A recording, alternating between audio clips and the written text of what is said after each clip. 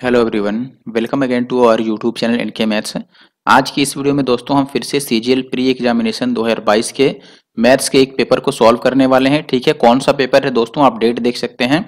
2 दिसंबर को third shift में जो पेपर लिया गया था उसमें मैथ के जो भी 25 क्वेश्चन पूछे गए थे उनको मैं सॉल्व करने वाला हूँ। यहाँ पर आप डेट देख सकते हैं, 2 दिसंबर का ये थर्ड शिफ्ट है।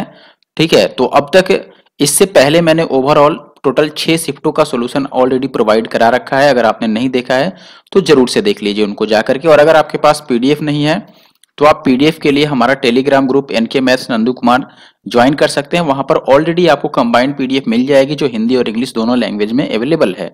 ठीक है, और इस वीडियो में भी नंबर ऑफ क्वेश्चन जो भी होंगे वो सारे के सारे आपको बाइलिंगुअल फॉर्मेट में मिलेंगे। और अगर आपको इसकी पीडीएफ विद सॉल्यूशन चाहिए तो आपको हमारा Telegram group NK maths Nandu Kumar join करना पड़ेगा। वहां पर ये वीडियो यूट्यूब पर प्ले होने के बाद आपको टेलीग्राम पर इसकी पीडीएफ मिल जाती है विद सॉल्यूशन। ठीक है, तो आगे बढ़ता हूं। और आगे बढ़ने से पहले अगर आप हमारे YouTube channel NK maths Nandu Kumar पे नए हैं तो जरूर से हमारे यूट्यूब चैनल को सब्सक्राइब कर लें। और अगर वीडियो अच्छी लग रही है तो वीडियो को लाइक करके कमेंट करें और साथ ही अपने दोस्तों के साथ शेयर भी करें। बिल्कुल शेयर करना भूलें नहीं, शेयर करने में आप पीछे ना हटें। ठीक है, एटलीस्ट आप कमेंट और लाइक तो कर सकते हैं। अभी बढ़ता हूं मैं आगे और पहले क्वेश्चन से स्टार्ट करता हूं। और ये भी आशा करता हूं कि आप मेंस की तैयारी अभी जोरों शोरों से कर रहे होंगे। ठीक है, चलिए जो पहला क्वेश्चन है दोस्तों अपने पास ये है, if the ratio of corresponding sides of two similar triangles is √3 ratio √2, then what is the ratio of the area of the two triangles।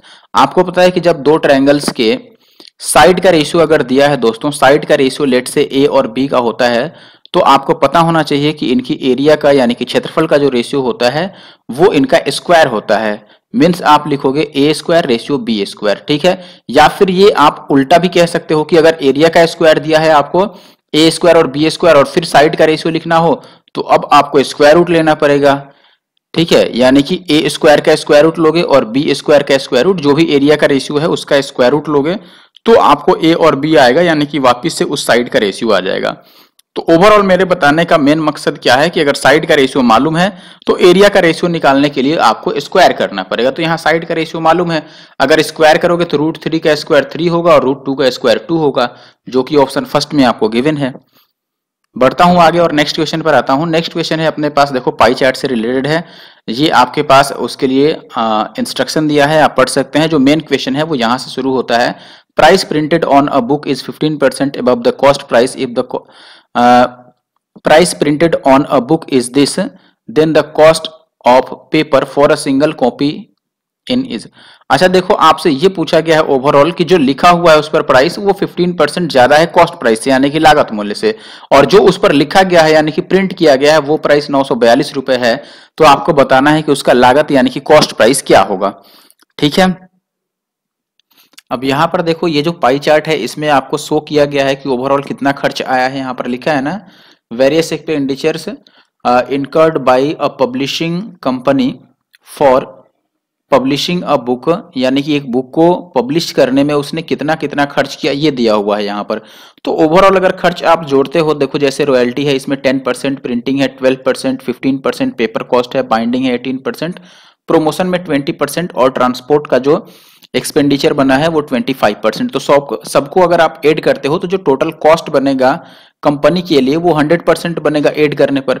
और अगर ये कॉस्ट है तो उस पर प्रिंट कितना किया गया होगा, जो प्राइस उस पर प्रिंट किया गया है वो कितना किया होगा, तो आप बोलोगे दोस्तों इससे 15% ज्यादा यानी कि 115%। क्वेश्चन में बोला है कि 15% ज्यादा है प्रिंटेड प्राइस, तो 115% है प्रिंटेड प्राइस और क्वेश्चन के हिसाब से वो है 942। तो 115% की वैल्यू 942 है और आपसे कागज का कॉस्ट पूछा है जो कि 15% है, तो यहां से 15% की वैल्यू आपको निकालनी पड़ेगी। अगर आप लगभग में भी काट लो तो आपको पता है कि ये 23 से 5 बार में कटेगा और इसको 23 से काटोगे तो 23 चौके 92 और 22 मच रहा है, तो ये मान लो मैं एक बार में ही काट लेता हूं, इतना भी कम नहीं है। ठीक है, लगभग ये 41 टाइम्स चला जाएगा। अब देखो 5 को अगर 15 बनाना है तो 3 से मल्टीप्लाई करना होगा, तो इसको भी 3 से मल्टीप्लाई कर लो, तो 3 एकम 3 और 4 तियां 12 यानी कि 123 रुपए के आसपास आएगा, जो कि ऑप्शन ए में है। ये बेसिकली रेट लिखा हुआ है आपको यहाँ पर। ठीक है, तो 123 यानी कि 122.9 उसके बहुत करीब है, तो वो आंसर हुआ। ठीक है, चलें भाई नेक्स्ट क्वेश्चन अपने पास क्या है, ये कह रहा है कि 100 मीटर की दौड़ में ए बी को 20 मीटर से और बी सी को 20 मीटर से हरा देता है, तो ए सी को कितनी दूरी से हराता है। देखो सबसे पहले हम यहाँ पर एक बात लिखते हैं कि ए बी को 20 मीटर से हराता है। इसका मतलब क्या हुआ, ये समझना कि यदि ए 100 मीटर की दूरी चलता है तो बी कितना चल रहा है दोस्तों, 80 मीटर की ही दूरी चल पाता है, तभी भी 20 मीटर से हारेगा। और ऐसा ही केस बी और सी के साथ भी है कि देखो बी अगर 100 मीटर चलेगा तो सी 80 चलेगा, तब ऐसे केस में बी सी को हरा देगा 20 मीटर से।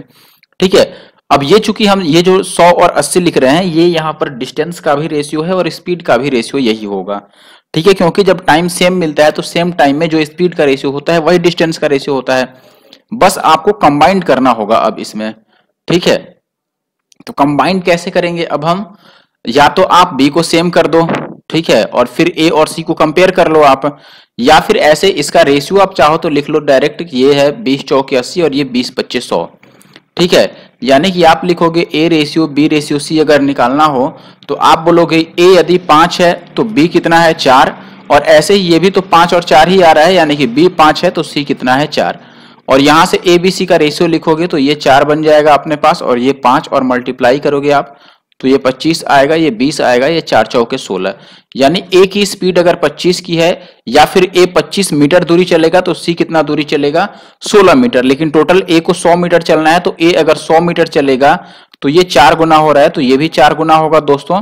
तो ये हो जाएगा आपका 16 चौके 64 मीटर। तो कितने मीटर से ये हार गया दोस्तों, 36 मीटर से हार गया। तो ऑप्शन डी जो है वो राइट आंसर है। ठीक है, नेक्स्ट क्वेश्चन देखिए दोस्तों, यहाँ पे कह रहा है कि एक पुरुष या 2 महिलाएं या 4 लड़कियां या 5 लड़कियां किसी काम को 39 दिनों में समाप्त कर सकते हैं, तो एक पुरुष, एक महिला, एक लड़का और एक लड़की उसी काम को कितने दिनों में करेंगे। देखो एक पुरुष है, ठीक है, और 2 महिला है, ठीक है, 4 बच्चे हैं या फिर 5 लड़कियां हैं यानी कि गर्ल्स, ये सबकी एफिशिएंसी बराबर है इतने इतने की, यानी कि ये सभी उस काम को 39 दिनों में कर सकते हैं। अब चाहो तो आप किसी एक में कन्वर्ट कर लो या इनका रेशियो निकाल लो, जैसे आपको उचित लगे। ठीक है, अगर आप रेशियो भी निकालते हो तो यहाँ पर पुरुष रेशियो, महिला रेशियो, बॉयज और रेशियो गर्ल ये लिखोगे तो पुरुष लिखना है तो इन सबको आप मल्टीप्लाई करोगे, 5 चौके 20 दूना 40, ये पुरुष के लिए हो गया। महिला के लिए लिखना है तो आप 5 चौके 20 लिखोगे, और अगर बच्चे के लिए लिखना है तो ये होगा 5 दूना 10, और अगर लड़की के लिए लिखना है तो ये 4 दूना 8। ये सभी कट रहे हैं 2 से तो आप काटोगे, ये 20 हो गया पुरुष के लिए, महिला के लिए 10 हो गया, और लड़के के लिए 5 और लड़की के लिए हो गया 4। ये आ गया इनकी एफिशिएंसी का रेशियो। ठीक है, अब यहां से आप निकाल लो आपको क्या लिखना है भाई। एक पुरुष, तो एक पुरुष के लिए आप लिखोगे 20 के हिसाब से काम करेगा, एक महिला वो 10 के हिसाब से काम करेगी, एक लड़का वो 5 के हिसाब से काम करेगा, और एक लड़की वो 4 के हिसाब से काम करेगी। इन सबको काम करने में कितना टाइम लगेगा, जो काम ये 39 दिनों में कर सकते थे। ठीक है, यानी कि एक पुरुष 39 दिन में कर सकता था, तो एक पुरुष यानी कि 20 कितना दिन लेता था भाई, 39 दिन। अगर आप महिला लिखते तो यहाँ 10 ले लेते, जिसको आपको लिखना चाहिए था वैसे आप लिख सकते थे। ठीक है, अब देखो यहां पर आप काट लो इसको, ये सब जोड़ोगे तो ये 39 ही बनेगा, तो 39 से 39 कट गया तो x का मान कितना बच गया 20। तो ऑप्शन डी सही आंसर। अगला सवाल है अपने पास कॉट 15, कॉट 25, कॉट 45, कॉट 75 और कॉट 65 की वैल्यू बताएं। आपको ये बात पता होना चाहिए कि अगर cot a into cot b लिखा है और a प्लस बी की वैल्यू अगर 90 डिग्री होती है तो ऐसे केस में इसका मान हो जाता है 1। अगर a प्लस बी की वैल्यू 90 डिग्री है तो cot a into cot b का मान 1 होता है, और यही सेम चीज फॉलो करता है tan भी। तो यहां पर देखो ये 15 डिग्री और ये 65 डिग्री जोड़कर 90 बन रहा है, यानी कि इन दोनों का प्रोडक्ट 1 है। ऐसे ही 25 और 75 भी 90 बन रहा है, इनका प्रोडक्ट भी 1 है, और कॉट 45 तो 1 होता ही है, तो तीनों को मल्टीप्लाई करोगे तो 1 ही मिलेगा, ऑप्शन ए। नेक्स्ट क्वेश्चन है कि त्रिभुज PQR में Q पर समकोण है, कॉट ये हटाओ इंग्लिश में, ठीक है, कॉट P की वैल्यू √3 है, तो आपको साइन P की वैल्यू बतानी है। अच्छा एक बात तो आप समझ रहे हो कि कॉट P की वैल्यू अगर √3 है तो कॉट में √3 कितने पर होता है, तो आप बोलोगे दोस्तों 30 डिग्री पे, तो P की वैल्यू तो 30 डिग्री आ गई, तो साइन P यानी कि साइन 30 आपको बताना है, तो साइन 30 कितना होता है 1/2, तो ऑप्शन डी सही होगा। क्वेश्चन नंबर 7 देखिए, यहां पर आपको बोला गया है कि दो संख्याओं का जो अंतर है वो कितना है 1564 है। बड़ी संख्या छोटी संख्या से भाग देने पर भागफल 6 और शेषफल 19 होता है, तो छोटी संख्या क्या है। देखो बड़ी संख्या को जब छोटी संख्या से भाग देते हैं, ठीक है, तो भागफल 6 और शेषफल 19 आता है, तो आपसे पूछ रहा है कि छोटी संख्या क्या है, और दोनों संख्याओं का अंतर भी दिया है। अच्छा मान लो चलो दोनों संख्याओं का अंतर मैं ऐसे लिख लूं कि x माइनस वाई जो है ये 1564 है, और x को जब आप छोटी संख्या यानी y से भाग करते हो तो भागफल 6 आता है और शेषफल 19 आता है। यहां से आपको ये बात पता है कि x की वैल्यू लिखोगे तो ये भाजक गुना भागफल प्लस शेष लिख दोगे, यानी कि ये 6y और प्लस 19 हो जाएगा, और y को अगर इधर लेके आओ तो ये x माइनस 6y की वैल्यू कितनी आ जाएगी दोस्तों, 19 आ जाएगी। ये इक्वेशन 2 हो गई और ये इक्वेशन फर्स्ट। अब चूंकि छोटी संख्या बताना है यानी y बताना है तो हम x को इन दोनों को ही माइनस कर लेते हैं। क्यों, इक्वेशन फर्स्ट में से सेकंड को आप माइनस करो, माइनस करोगे तो x कैंसिल आउट हो जाएगा। और देखो कैसे, आप जैसे x माइनस वाई की वैल्यू है 1564 और ये x माइनस 6y की वैल्यू है अपने पास 19। अगर माइनस करोगे तो ये माइनस प्लस माइनस बनेगा, ये तो कैंसिल आउट हो जाएगा और ये 5y बनेगा, और इसको माइनस कर लो। ये 4 है तो 14 में से 9 गया 5, और ये 5 में से 1 गया तो 4, और ये आ गया 15। तो 5 से काट लो, 5 दिया 15, 0 और 5 निम 45, यानी ऑप्शन डी राइट आंसर है। नेक्स्ट क्वेश्चन आपसे पूछा गया है if a plus B plus C is equal to 6, A square plus B square plus C square 14, और ये भी दिया है then value of A cube plus B cube plus C cube और माइनस 3ab। आप चाहो तो डायरेक्ट यहाँ पर इसका वैल्यू आंसर फॉर्मूले से यूज करके निकाल लो, या फिर आप चाहो तो c को 0 मान लो। c जैसे 0 मानोगे तो ये गायब हो जाएगा, a प्लस बी आपको 6 बचेगा, यहां से c गायब हो जाएगा तो ए स्क्वायर प्लस बी स्क्वायर बचेगा, और इसमें से c वाला पोर्शन गायब हो जाएगा क्योंकि वो 0 है तो a भी बचेगा, इसमें से भी c वाला पोर्शन गायब हो जाएगा, तो आपसे a क्यूब और b क्यूब बस निकालना रह गया। a cube plus b cube का फॉर्मूला आपको पता होना चाहिए कि ये होगा a प्लस बी का होल क्यूब और माइनस 3ab इंटू ए प्लस बी, ये बनेगा। तो इसमें आपको a प्लस बी की जरूरत है और ए बी की जरूरत है। अब a प्लस बी आपको पता है कि यहां पर a प्लस बी 6 दिया हुआ है, ठीक है। अब बस वैल्यू पुट कर लो, a प्लस बी कितना है दोस्तों 6 है, तो ये 6 का क्यूब कितना हो जाएगा 216, और माइनस ये 3 ab की वैल्यू यहां पर देखो कितनी बच गई, ab की वैल्यू 11 और इंटू a प्लस बी तो 6 था ही, तो ये 216 और माइनस 11 छक 66, 6 18 और 1 19, तो 16 में से 8 गया 8 और 1 18 आ गया, यानी कि ऑप्शन सी जो है वो राइट आंसर है। देखो दोस्तों अगर आपको तरीका समझ आ रहा है और अच्छा लग रहा है, एग्जाम ओरिएंटेड लग रहा है, तो जरूर से मुझे कमेंट करके बताएं, और साथ ही साथ हमारे यूट्यूब चैनल एनके मैथ्स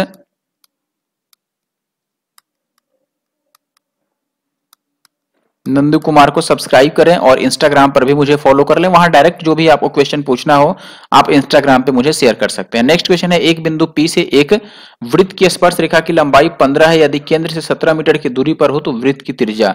आपको पता है 8 15 17 का ट्रिपलेट याद है, तो 8 ऐसे ही लगा लोगे। देखो ये वृत्त है और ये मान लो यहां से एक पॉइंट P पर मान लो खींचा गया है स्पर्श रेखा, और ये पॉइंट T है मान लो, और सेंटर O है यहाँ पर, तो ये त्रिज्या आपको बताना है, और ये मैंने मिला दिया। और यहाँ 90 डिग्री का कोण बनता है, ये तो आपको पता होगा, जो त्रिज्या है वो स्पर्श रेखा पे लंब होती है। अब इसमें दिया है स्पर्श रेखा की लंबाई 15 और ये है 17, तो ये 8 होगा क्योंकि 8 15 17 का ट्रिपलेट बनता है, तो 8 आंसर हो गया। क्वेश्चन नंबर अगर 10 की मैं बात करूं तो एक समबाहु त्रिभुज की भुजा जो है वो है 24, तो समबाहु त्रिभुज के वृत्त में की त्रिज्या, ये कुछ गलत लग रहा है, what will be the radius of in circle. समबाहु त्रिभुज के अंतः वृत्त की त्रिज्या क्या होगी ये आपको बताना है, इन circle of this equilateral triangle. अंतः वृत्त की त्रिज्या आपको फॉर्मूला पता होना चाहिए कि ये a/2√3 होता है, ये होता है फॉर्मूला अंतः वृत्त की त्रिज्या के लिए। और जो सर्कम रेडियस होता है यानी बाह्य वृत्त की त्रिज्या, वो इसका आधा इसका डबल यानी कि a/√3 होता है। हमें अंतः वृत्त बताना है, तो ये a की जगह पर रखोगे 24 और बाई 2√3, ठीक है। तो ये 2 से आप काटोगे तो 12 दूना 24, और अगर √3/√3 से मल्टीप्लाई कर दें तो ये 3 चौके 12, तो 4√3 बचता है, जो कि ऑप्शन डी में। क्वेश्चन नंबर 11 की अगर मैं बात करूं तो यहां पर आपको क्या बोला गया है दोस्तों, एक लंबवृत्तीय बेलन की त्रिज्या उसकी ऊंचाई की 5 गुनी है और बेलन की ऊंचाई इतना है, तो आयतन कितना है। अगर ये ऊंचाई है तो त्रिज्या कितना होगा इसका 5 गुना, यानी कि 5 इंटू 3.5 यही होगा। उसकी ऊंचाई की 5 गुनी है तो 5 गुना हमने कर दिया। अब जो वॉल्यूम होता है वो πr² होता है, तो पाई की जगह पर 22/7 लिखोगे। आर स्क्वायर का मतलब देखो 5 का स्क्वायर तो 25 हो गया, और 35 का स्क्वायर 1225 होता है, तो 12.25 हो गया, ठीक है। और इंटू बचता है आपके पास ऊंचाई जो कि 3.5 है ये, ठीक है। अब इसको काट पीट करके आपको मल्टीप्लाई करना होगा, तो 7 से काटोगे ये तो ये कट जाएगा आपको, देखो 7 एक बार में, फिर 5 और 2 तो 7 7 49 और 7 25 35, 1.75 में, ठीक है।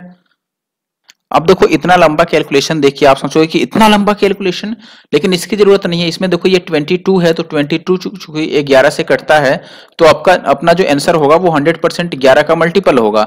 ऑप्शन में चेक कर लो कौन सा 11 से कटता है।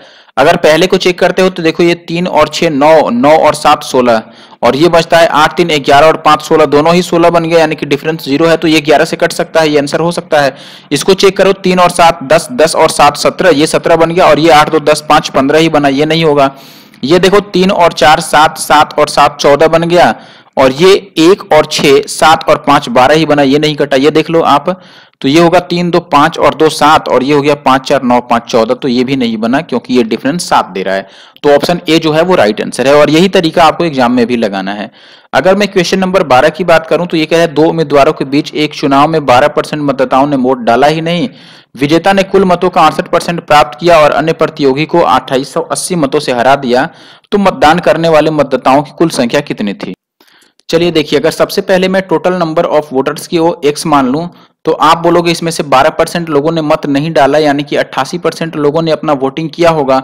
अब जो जीता है उसको 68% मिला, तो हारने वाले को कितना मिला होगा दोस्तों, 32% मिला होगा। तो ये कितने वोटों से इसको हरा दिया, तो आप बोलोगे कि दोनों का जो डिफरेंस है वो है 36 का, यानी कि 36% उसको 36% से हराया है, और इसकी वैल्यू जो है वो है 2880। अब ये काट पीट के आप निकाल लो। अगर काटते हो 11 से कटेगा, 11 से काटने के चक्कर में नहीं रहते हैं, ठीक है। थोड़ा सा गलत हो रहा है यहाँ पर, क्योंकि यहाँ पर कुल मतों का लिखा हुआ है और हमने ये लिख दिया बचे हुए का। 88 तो बचा हुआ है ना, 12% हटा दे, तो ऐसे नहीं करते हैं। फिर इसको आप देखो, और ऐसा सवाल पहले भी आ चुका है और मैंने कराया ही है एसएससी सीजीएल वाले में ही, ठीक है। अगर आपने स्टार्टिंग के वीडियो नहीं देखे हैं तो जरूर से देखिए। टोटल मान लो, मैं मानता हूं कि टोटल 100x है। 100x अगर टोटल है तो इसमें से देखो विजेता को यानी कि विनर को कितना मिल गया, तो आप बोलोगे कि इसको 68% मिला, यानी कि इसको 68x मिल गया। लूजर को कितना मिला होगा, जो हारा है उसको कितना मिला होगा, तो आप बोले कि देखो 100x में से 68x तो मिला विनर को, तो हारने वाले के लिए बचा कितना पहले, तो आप बोलोगे कि हारने वाले के लिए बचा 32x। लेकिन इसमें से 12% यानी कि 12x लोगों ने तो वोट डाला ही नहीं है, ठीक है। तो इसको मिला कितना होगा भाई ओवरऑल, तो आप बोलोगे कि इसको तो अब 20x ही मिला। तो यहां पर आप देख लो कि अभी इसको कितना, इनका डिफरेंस कितना आ गया, तो आप बोलोगे कि ये 48x का आ रहा है डिफरेंस, और क्वेश्चन में ये कितना है 2880 है, ठीक है। अब जो कट सकता है उसको काट लीजिए। अगर आप काटते हो तो ये देखोगे कि जैसे 8 और 8 16 2 18, अगर मैं 3 से काटूं, या चलो 4 3 12 से काटते हैं, तो ये 12 चौके 48, यानी कि ये बन गया 4x। और इसको अगर 12 से काटते हो तो 12 दूना 24 और 12 चौके 48, ठीक है। और इससे ये कट जाएगा। अब काटोगे तो x की वैल्यू कितनी आ जाएगी अपने पास, 4 छक 24 60 आ गया। लेकिन आपको बताना है कितने लोगों ने वोट डाला है। आपको पता है कि 100x में से 12x लोगों ने तो वोट डाला ही नहीं, यानी कि 88x लोगों ने वोट डाला है। तो यहां से 88x की वैल्यू आपको निकालनी है, तो इसको 88 से मल्टीप्लाई करोगे तो लास्ट में आ जाएगा 0, और 8 छक्के 48 का 8, यानी कि 8 और 0 लास्ट में आएगा, तो वो ऑप्शन ए में है, ऑप्शन ए सही आंसर। अगला सवाल है कि देखो एक घनाभ की लंबाई चौड़ाई और ऊंचाई दे रखा है, उसको पिघलाकर घन बनाया गया, तो घन का विकर्ण बताना है। देखो जब पिघलाकर दूसरा चीज बनाया जाता है तो वॉल्यूम सेम होता है। घनाभ का वॉल्यूम हो जाएगा 36 गुना में 18 और गुना में 9, और ये घन का वॉल्यूम होता है उसके एज का क्यूब, यानी एल का क्यूब हो गया। तो यहां से एल निकाल लोगे, तो देखो एल निकालोगे तो कैसे निकलेगा भाई, 36 को आप लिख दो 6 गुना 6, 18 को लिख दो आप 6 गुना 3, और 9 को आप लिख लो 3 गुना में 3, और ये क्यूब है। तो एल का मान कितना आ जाएगा, 3 6 में से एक 6 आ जाएगा, और 3 3 में से एक 3 आ जाएगा, तो ये 6 3 18 हो गया। एल का मान अगर 18 है दोस्तों, तो इसके विकर्ण की लंबाई कितनी होती है ये आपको बताना है। तो ये होता है √3 और इंटू एल, तो √3 और एल के जगह पर 18 रख दोगे तो ये 18 और √3 आ जाएगा, ठीक है। आगे बढ़ते हैं। क्वेश्चन नंबर 14 की अगर बात करें तो ये कह रहा है कि find the percentage increase in the number of delivery partners that joined पेंट्रा फ्रॉम, पिंट्रा है, पिंट्रा लिखा है, चलो वही पिंट्रा ही मान लो, फ्रॉम 2017 टू 2021, ठीक है, इजी ही है ये भी। अब देख लो यहाँ जो आपको चार्ट दिया हुआ है टेबल, इसमें 17 में पिंटरा का कितना है भाई, ये 5.6 है, और 21 में पिंटरा कितना हो गया, 7.2 हो गया। तो कितना बढ़ गया, अगर ये 56 है और ये 72 है, पॉइंट को गोली मारो क्योंकि परसेंटेज ही तो बताना है।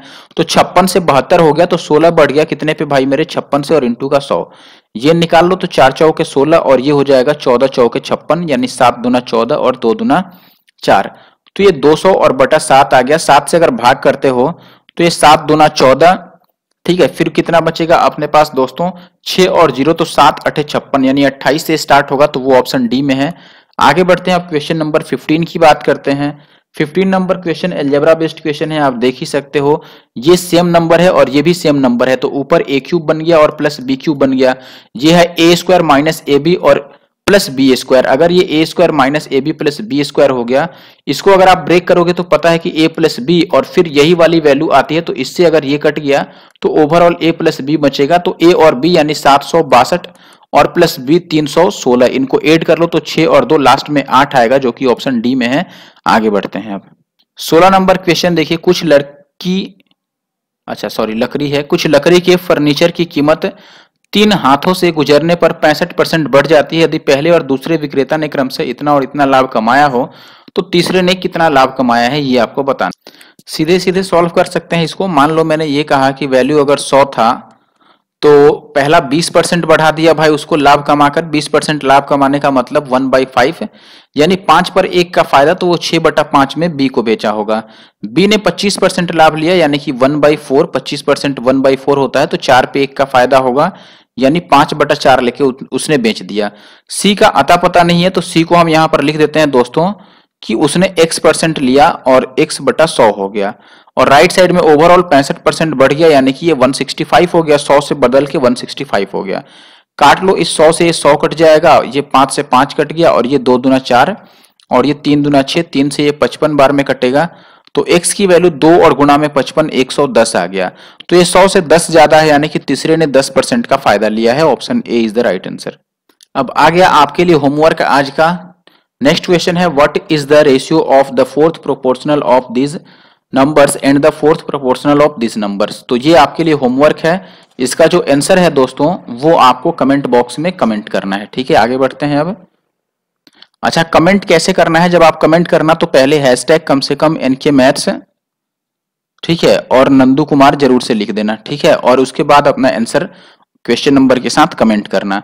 अगला क्वेश्चन है कि यदि एक आदमी यात्रा पर 1/x किलोमीटर प्रति घंटा की गति से यात्रा करता है और इतना किलोमीटर प्रति घंटा की गति से वापस आता है, तो औसत गति। औसत गति का फॉर्मूला आपको बहुत अच्छे से याद होगा कि अगर दूरी सेम होता है तो औसत गति होता है 2xy by x plus Y. Formula direct आप चाहो तो यहां पर यूज कर लो, तो ये 2x के जगह पर 1/x हो जाएगा, y की जगह पर 1/x² और अपॉन x प्लस वाई, यानी कि दोनों का सम। तो दोनों का एलसीएम हो जाएगा x², ठीक है। अगर इसको और इसको प्लस करते हो तो एलसीएम x² हो जाएगा, और ये x एक बार में और ये 1 आएगा, यही होगा। अब यहां पर देखो ये बना कितना भाई मेरे, इस x² से x² तो कट गया, तो ये बच गया 2/x और इंटू का ये x प्लस 1 भी तो बचा ना, तो ये बच रहा है 2/x इंटू x प्लस 1। अगर आप x से मल्टीप्लाई ही कर दो तो ये 2/x² प्लस 1 आएगा। अब 2/x² प्लस x आएगा, sorry not 1, 2/x² plus x, तो ये किसी ऑप्शन में है, 2/x² plus x option B में है, तो ये अपना राइट आंसर है। क्वेश्चन नंबर 19 की अगर बात करें तो ये कह रहा है कि k टू द पावर 4 प्लस 1/k टू द पावर 4 की वैल्यू गिवन है, और आपको ये k³ प्लस 1/k³ बतानी है। यहां से देखो, अगर आप k² प्लस 1/k² निकालना चाहते हो तो इसमें 2 प्लस करके और स्क्वायर रूट लोगे। अगर 2 प्लस करके स्क्वायर रूट लोगे तो ये बन जाएगा 14, क्योंकि 2 जोड़ने से 196 बनेगा, स्क्वायर रूट हो गया उसका 14। ऐसा क्यों हो रहा है ये जानने के लिए आप पुरानी अलजेब्रा की वीडियो जरूर से देख लेना। जो अलजेब्रा स्पेशल मैंने बनाया है एसएससी सीजीएल में, जो भी 2018 से आज तक के अलजेब्रा के क्वेश्चन पूछे गए हैं उनको मैंने एक वीडियो में सॉल्व किया है, वो जरूर से देख लें। उसके साथ आप चाहो तो एसएससी सीपीओ का लेटेस्ट मैंने अलजेब्रा का सोल्यूशन डाला है, वो आप देख लो। अलजेब्रा के जो भी क्वेश्चन सीपीओ 2022 में पूछे गए हैं वो जरूर से देख लेना, ठीक है। अब यहां से फिर से अगर आप +2 करोगे और स्क्वायर रूट लोगे तो आपको k प्लस 1/k की वैल्यू मिल जाएगी, और ये 14 और 2 16 का स्क्वायर रूट कितना हो जाएगा 4। अब ये अगर निकल गया तो यहां से क्यूब निकाल दो। क्यूब का फॉर्मूला क्या होता है, k³ और माइनस का 3k, तो ये 4 का क्यूब हो जाएगा 64 और माइनस 4 तिया 12, तो ये आ जाएगा 52, यानी कि option B will be the right answer. Question number 20 की अगर हम बात करें तो यहाँ पे कह रहा है कि संख्या इतना और इतना का एचसीएफ बता दो। एचसीएफ क्या होता है? हाईएस्ट कॉमन फैक्टर, जो सबसे बड़ी संख्या कॉमन ली जा सके, और ये भी होता है कि वो इनसे डिवाइड होना चाहिए। देखो 16 और 18 तो होगा नहीं, क्योंकि इनसे ये नंबर डिवाइड ही नहीं होता। अब बचता है 17 और 21। तो 21 से डिवाइड होने का मतलब क्या है कि वो नंबर 3 से डिवाइड होता हो। देखो 4 और 2 6, ये तो 3 से कट रहा है, ये 9 और 3 कट रहा है, लेकिन एक नहीं कटेगा, तो 21 भी नहीं होगा। इकलौता ऑप्शन बचा अपने पास 17, तो ऑप्शन बी का जो सही आंसर है दोस्तों वो है 17। बाकी आप चाहो तो एचसीएफ आप कॉन्वेंशनली भी निकाल सकते हो। नेक्स्ट क्वेश्चन है अपने पास 21। आजा भाई। ये कह रहा है कि देखो 21 नंबर में आपको बोला गया है कि कौन सी वार्षिक किस्त 12% वार्षिक साधारण ब्याज की दर से 4 सालों में इतना का डेबिट कर देगी। देखिए कैसे सॉल्व करेंगे। सबसे पहले तो क्वेश्चन का मतलब समझ लेना। 12% साधारण ब्याज की दर है, 4 सालों में इतने रुपए का उधारी चुकाना है, ठीक है, यानी कि ये अमाउंट जो है वो पूरा करना है, तो कितना किस्त बनाना चाहिए ये बताना है। सबसे पहले देखो, अगर मैं इंस्टॉलमेंट को मान लूं दोस्तों कि जो इंस्टॉलमेंट है वो अपने पास 100 होगा, ठीक है, तो ये डबल टी होगा अपना, देख लेना यहाँ पर, ठीक है। इंस्टॉलमेंट 100 होगा तो आप पहले साल में 100 रुपए चुकाओगे, दूसरे साल में 12% का ब्याज लग जाएगा तो 112 चुकाओगे, तीसरे साल में फिर से 12% बढ़ जाएगा तो 124, और चौथे साल में फिर से 12% बढ़ जाएगा तो ये 136 बन जाएगा। टोटल 4 सालों की बात है। अब देखो ये टोटल कितना डेप्ट बना, ठीक है। अगर यहां से इनको ऐड करते हो तो ये कितना बनेगा ओवरऑल, जो ये बन रहा है आपका, इनको ऐड करो, 6 4 10 और 2 12 और 3 2 5 और 1 6 और 1 7, 472 रुपए का डेब्ट बन रहा है। जबकि क्वेश्चन के हिसाब से जो टोटल डेबिट है वो कितना है अपने पास, 5 6 6 और 4।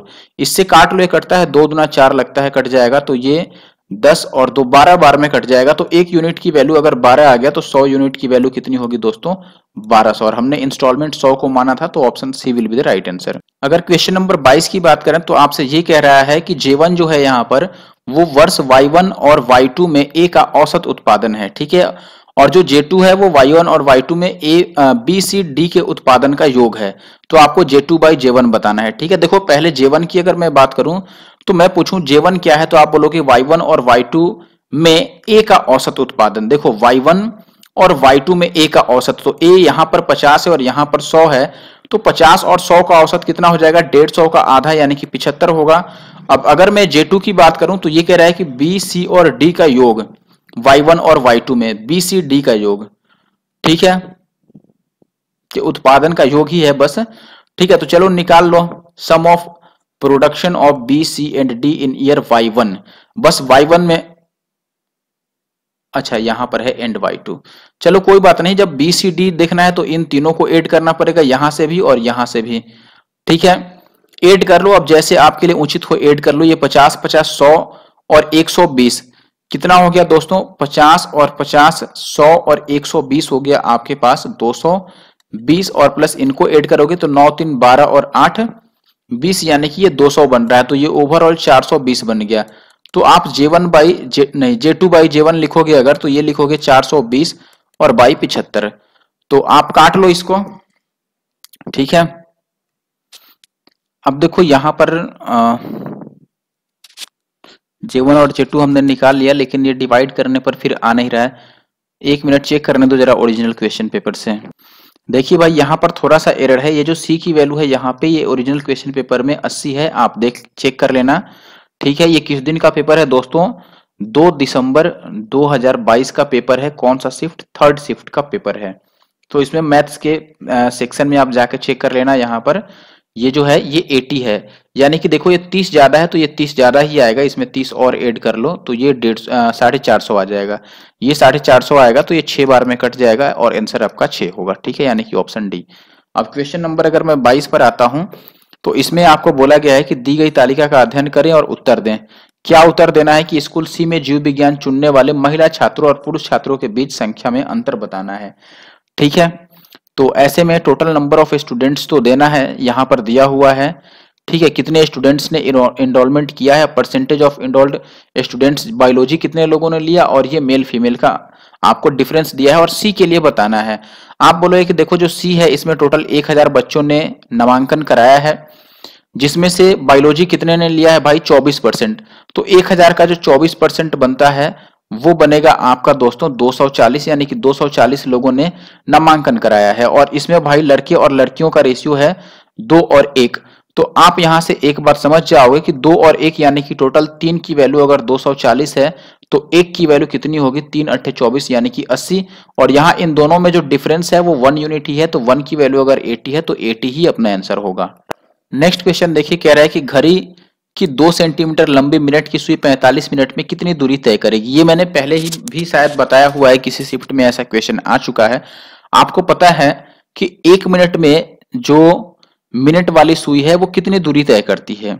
अगर मैं ये पूरे गोले की बात करूं यानी कि पूरे एक राउंड की, तो 60 मिनट लगता है उसको। 60 मिनट में वो एक राउंड लगाते हैं। एक राउंड का मतलब 2 पाई डिस्टेंस वो कवर कर लेती है, अगर पाई के फॉर्मेट में आप बात करो तो। ठीक है, तो अगर 60 मिनट में 2 पाई वो कवर करती है, लेकिन देखो अब ऐसे अगर आप डायरेक्ट निकालोगे तो फिर हो जाएगा गलती। क्यों गलती होगा मैं बताता हूं, क्योंकि यहां पर जो इसका लेंथ है ना, सुई का लेंथ, ये भी अब मैटर करेगा। सुई का लेंथ मान लो ये आपको दे दिया गया 2 मीटर, तो ये बेसिकली अब रेडियस का काम करने लगा। और ये जो डिस्टेंस होता है ये वाला, ये बन गया अब चाप की लंबाई। चाप की लंबाई आप कैसे निकालते हो, थीटा बाई 360 और इंटू का 2 पाई आर, यही बोलते हो। तो थीटा की वैल्यू पहले आपको निकालनी पड़ेगी। 45 मिनट में कितना एंगल बनाएगा भाई, मिनट वाला सुई आपको पता होना चाहिए कि 1 मिनट में 6 डिग्री का कोण बनाता है।